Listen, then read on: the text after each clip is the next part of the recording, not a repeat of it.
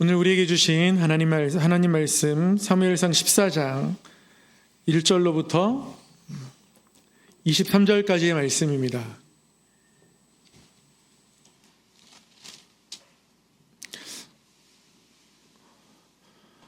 사무엘상 14장 1절로부터 23절까지의 말씀 한 절씩 교독하도록 하겠습니다. 하루는 사울의 아들 요나단이 자기의 무기를 든 소년에게 이르되 우리가 건너편 블레셋 사람들의 부대로 건너가자 하고 그의 아버지에게는 아뢰지 아니하였더라.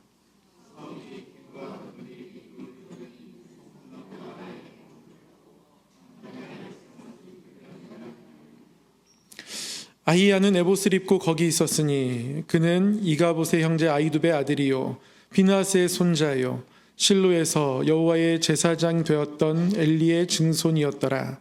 백성은 요나단이 간 줄을 알지 못하니라.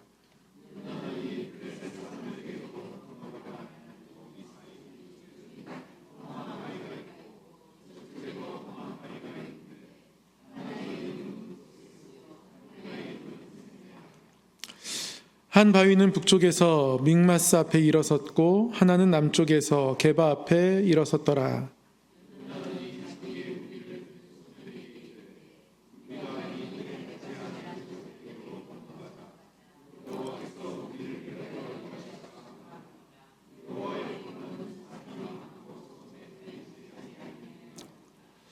무기를 든 자가 그에게 이르되 당신의 마음에 있는 대로 다 행하여 앞서가소서.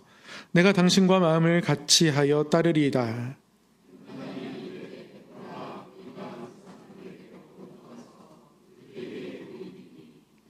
그들이 만일 우리에게 이르기를 우리가 너희에게로 가기를 기다리라 하면 우리는 우리가 있는 곳에 가만히 서서 그들에게로 올라가지 말 것이요.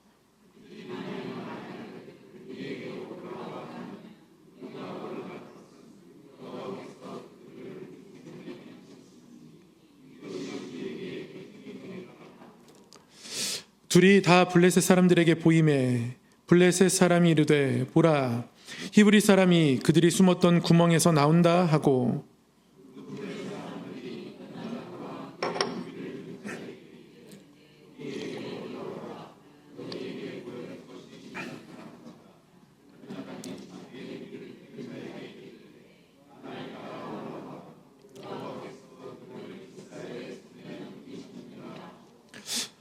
요나단이 손발로 기어 올라갔고 그 무기를 든 자도 따랐더라. 블레셋 사람들이 요나단 앞에서 엎드러짐에 무기를 든 자가 따라가며 죽였으니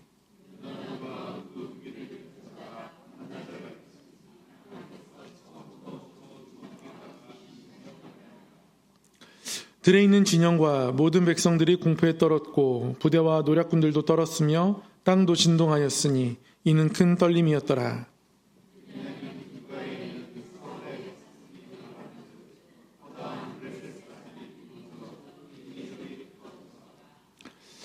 사울이 자기와 함께한 백성에게 이르되 우리에게서 누가 나갔는지 점호하여 보라 하여 점호한즉 요나단과 그의 무기를 든 자가 없어졌더라.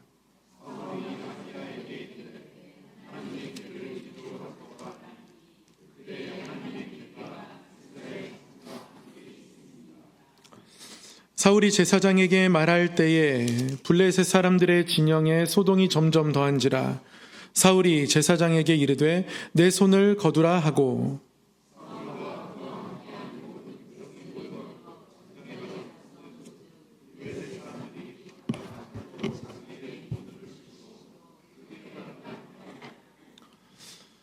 전에 블레셋 사람들과 함께하던 히브리 사람이 사방에서 블레셋 사람들과 함께 진영에 들어왔더니 그들이 돌이켜 사울과 요나단과 함께한 이스라엘 사람들과 합하였고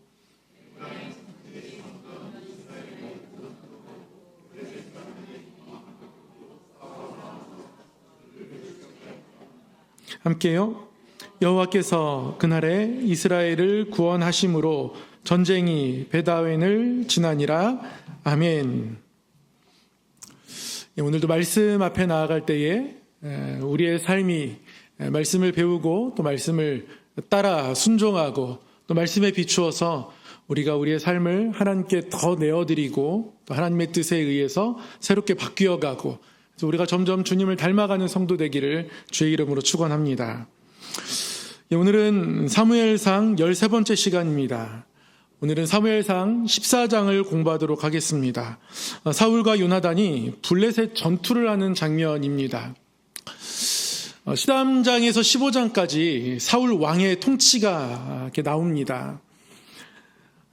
이스라엘 백성들이 8장에서 미스바 집회 이후에 이렇게 사무엘상 9장에 가기 시작하면 왕을 요구하고 사울이 왕으로 세워지는 과정들이 나타납니다.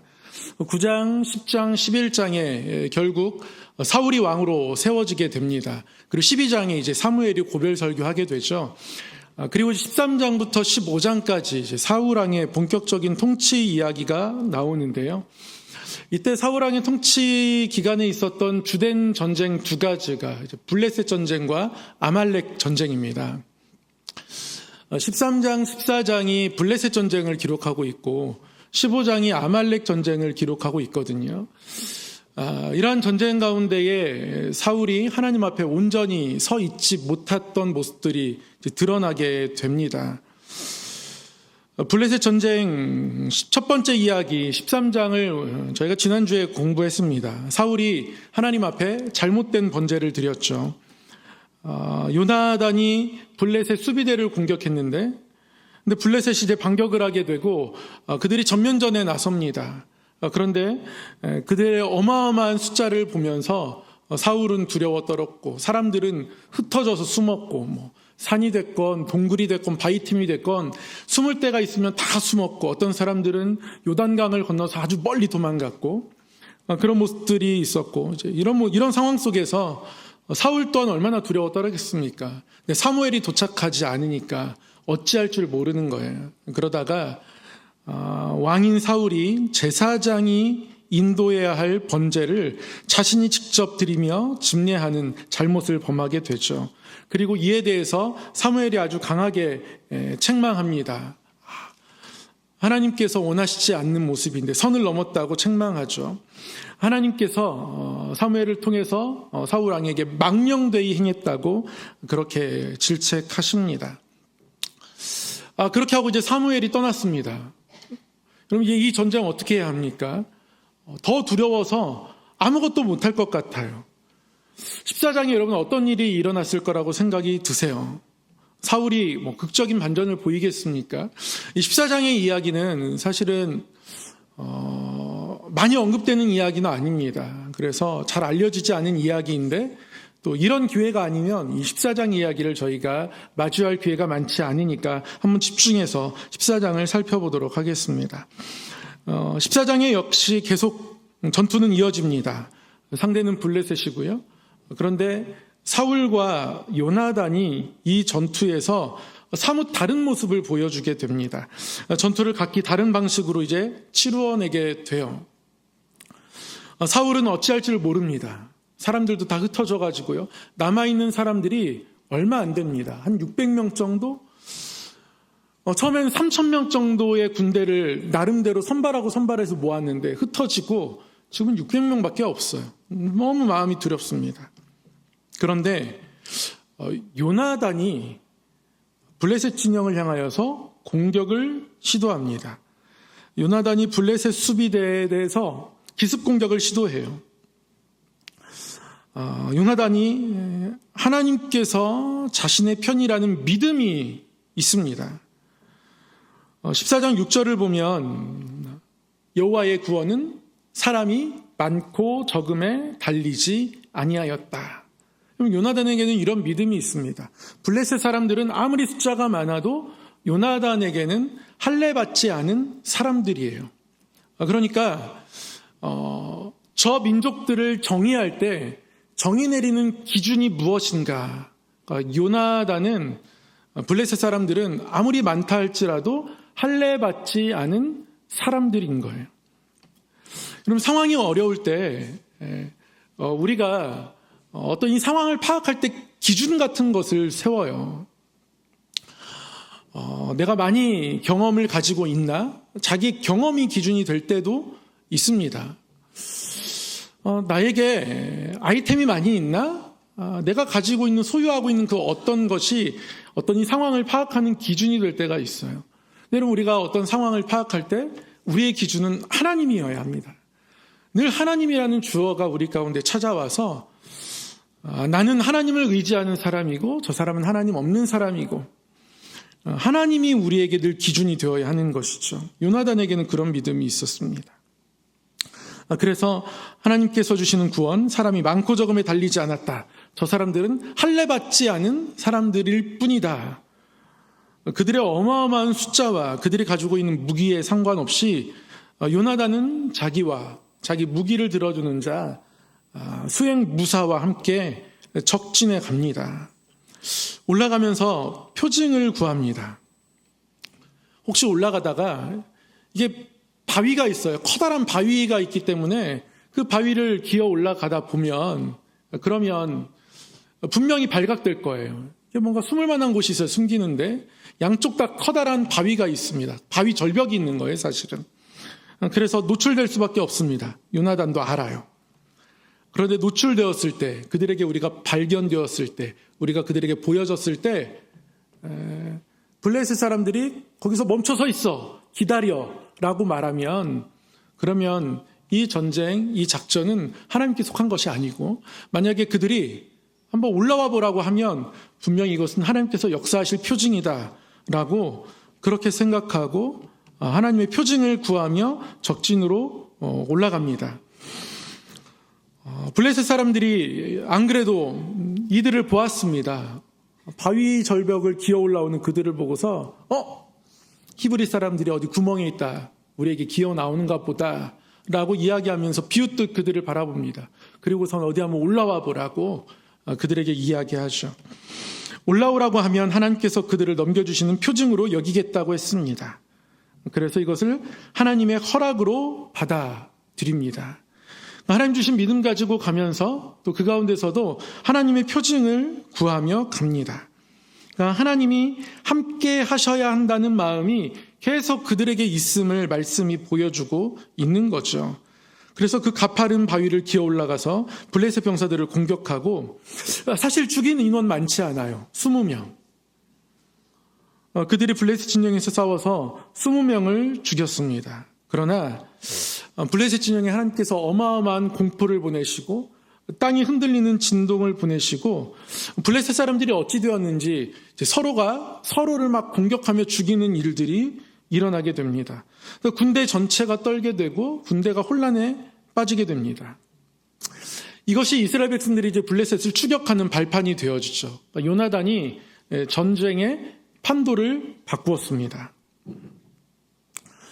이스라엘이 이제 블레셋을 추격하게 돼요.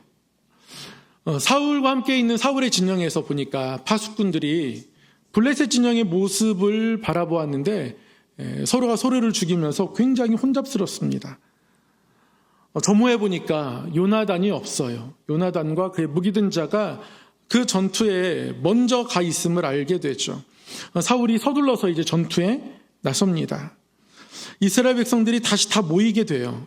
그리고 전투에 함께 참전하게 됩니다. 많은 사람들이 이제 돌아오게 돼요. 숨어있던 사람들이 다시 합류합니다. 그래서 이스라엘 백성들이 이 전투에서 블레셋을 결국 이기게 됩니다. 전쟁의 결론을 이렇게 말씀하고 있어요. 이날에 여호와께서 이스라엘을 구원하심으로 하나님께서 이스라엘을 구원하셨다. 그렇기 때문에 이 전쟁에서 이겼다라고 말씀은 기록하고 있습니다. 그런데 결국 이 전쟁은 요나단의 믿음의 결과죠. 요나단이 하나님을 기준 삼아서 움직이니까 하나님이 하나님의 이름에 합당한 응답을 주셨단 말이죠.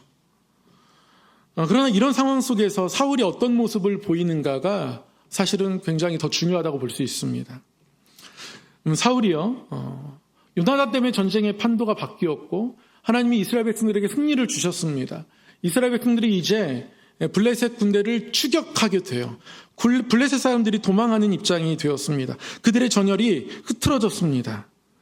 그런데 블레셋 사람들을 이스라엘의 군대가 추격하는데요, 사울이 굉장히 어리석은 맹세를 한 가지 하게 됩니다. 사울이 갑작스럽게 정말 맥락상 어울리지 않는 금식 명령을 내리게 됩니다.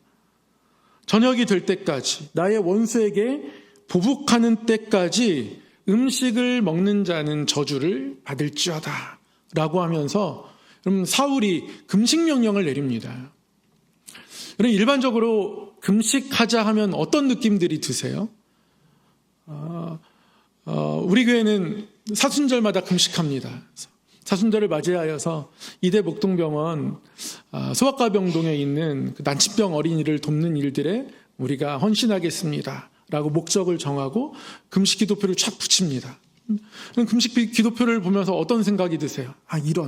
이런 가식적인 금식 기도표가 또 붙다니 이런 생각하세요?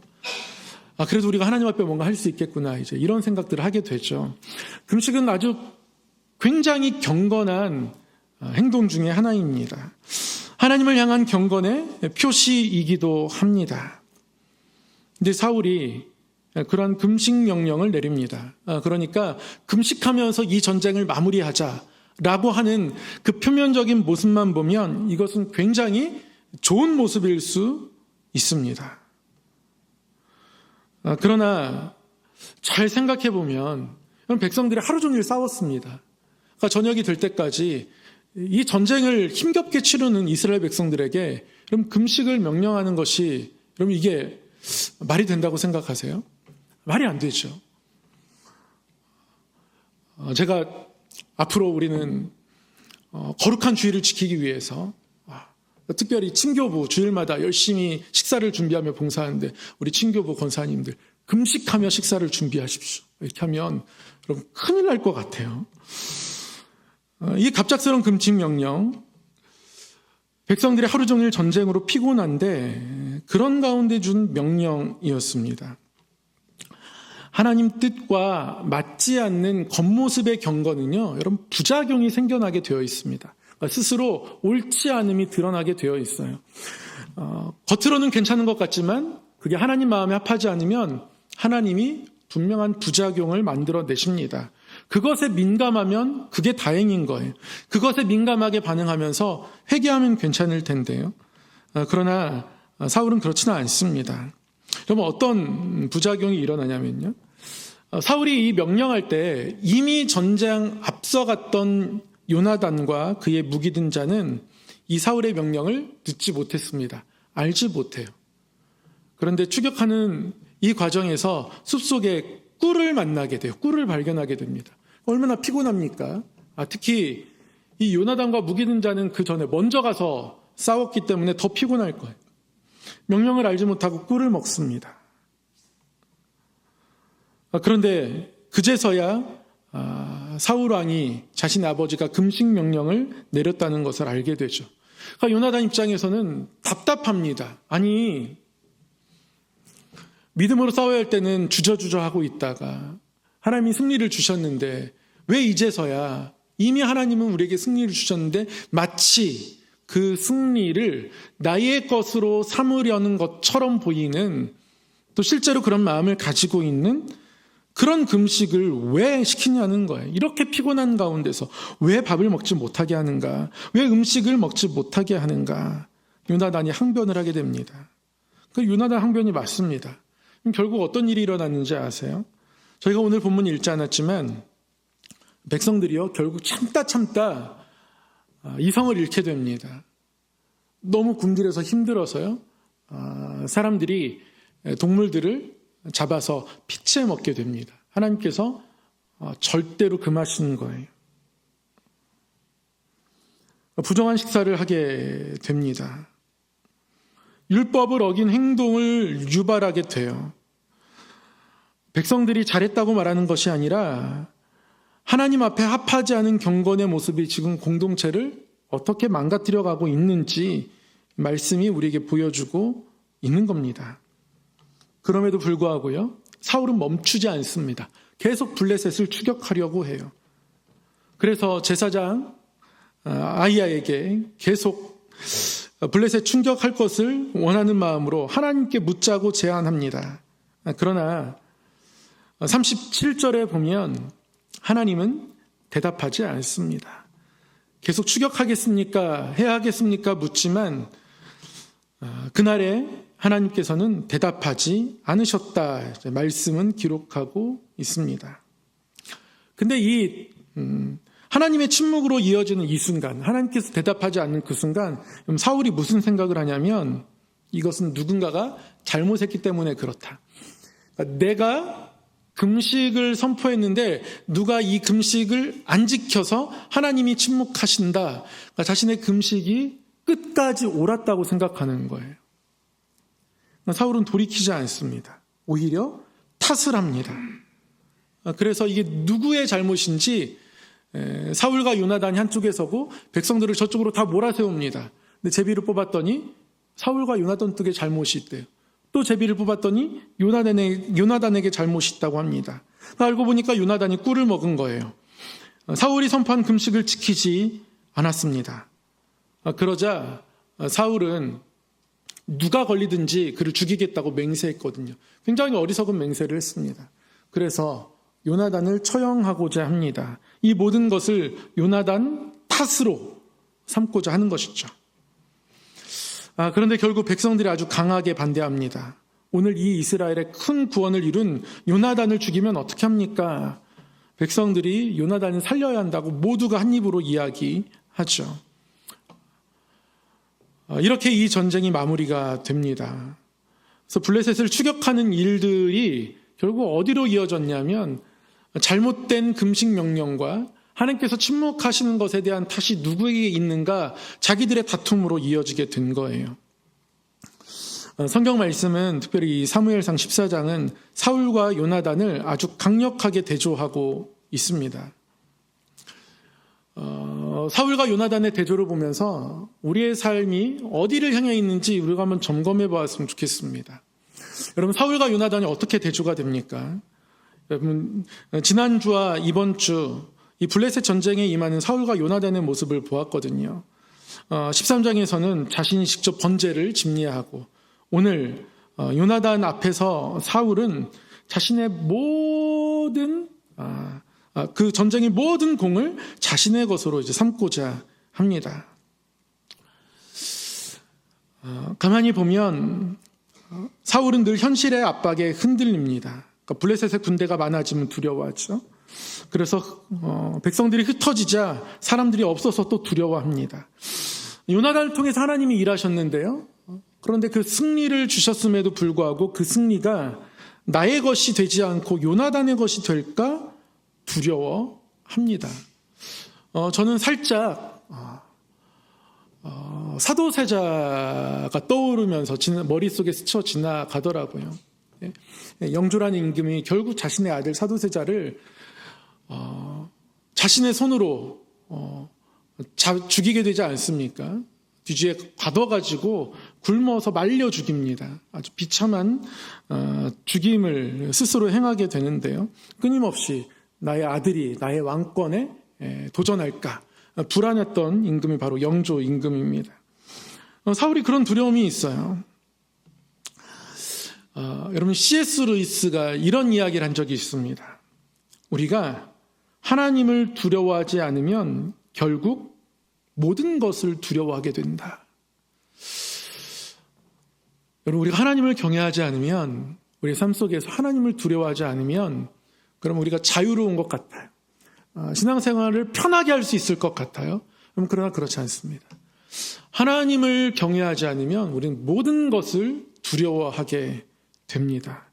그래서 우리의 신앙이 하나님 중심의 신앙이 아니라 내 중심의 신앙이 되어지고, 그러다 보면 결국 아무 힘없는 신앙이 되고 맙니다. 그러나 요나단은 다르죠. 불리한 상황 속에서도 하나님을 바라봅니다. 하나님의 구원은 사람의 많고 적음에 달리지 않았습니다. 블레셋 사람들은 할례 받지 않은 사람들일 뿐이에요. 또 한 가지 커다란 대조점이 있는데, 사울은 모든 상황을 자신이 통제하려고 합니다. 그래서 자신이 금식을 선포하는 거예요.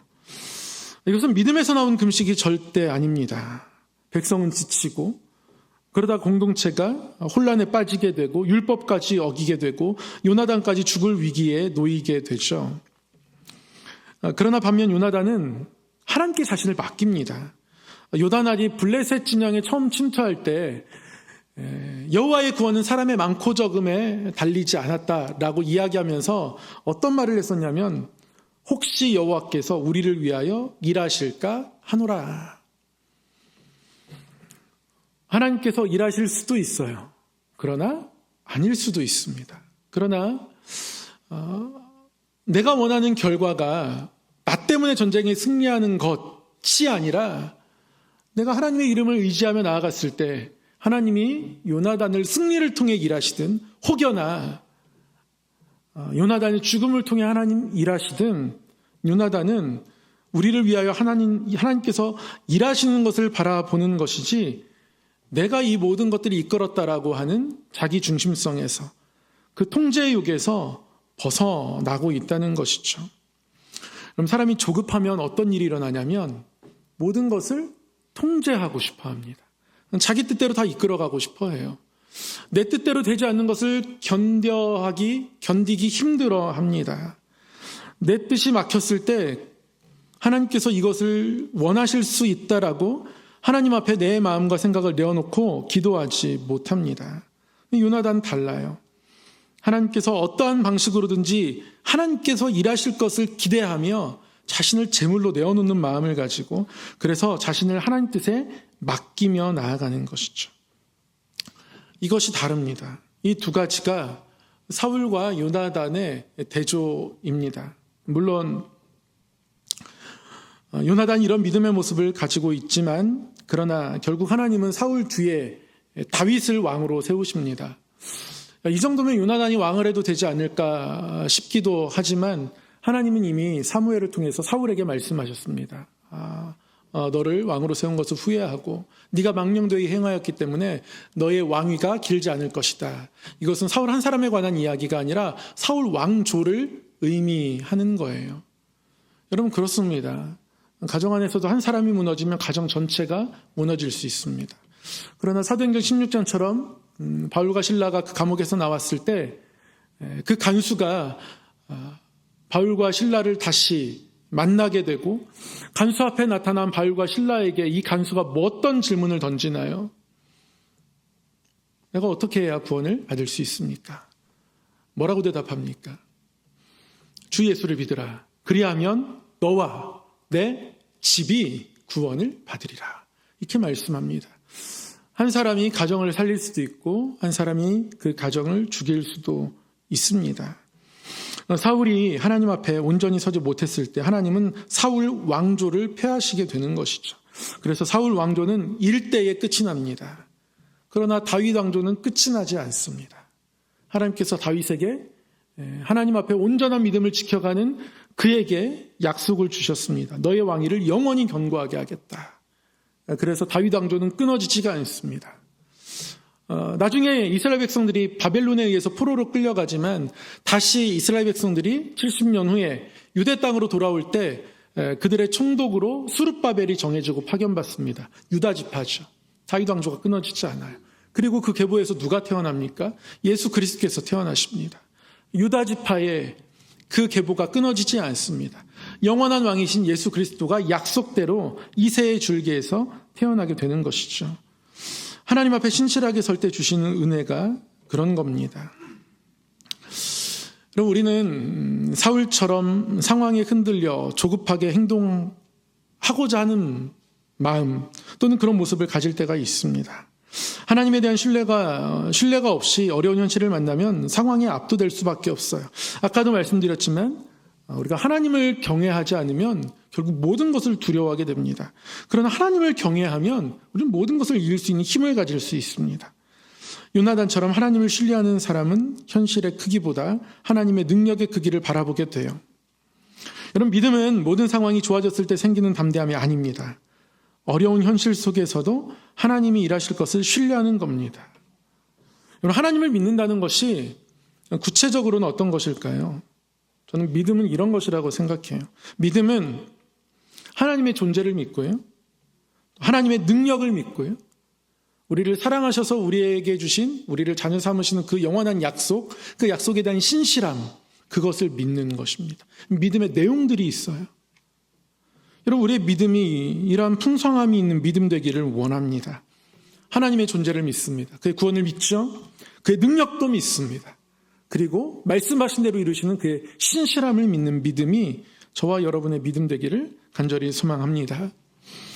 여러분 지난 주일 말씀 기억하시죠? 저도 계속 붙들고 기도하고 있습니다. 하나님, 저에게 믿음을 주시옵소서. 그래서 모세가 보이지 않는 하나님을 보이는 하나님으로 고백하고 모시고 살아갔던 것처럼 하나님, 저도 그런 믿음을 주시옵소서. 세상의 것들을 거절하고 오히려 하나님의 것들을 취할 수 있는 모세와 같은 믿음을 주시옵소서. 그렇게 기도하고 있습니다. 요나단도 하나님 보이지 않지만 그러나 일하실 하나님을 기대합니다. 보이지 않는 하나님을 보이는 것처럼 믿고 살아갑니다. 보이지 않는 하나님을 보이지 않는 그대로 우리 앞에 두게 되면 어떤 일이 일어나겠습니까?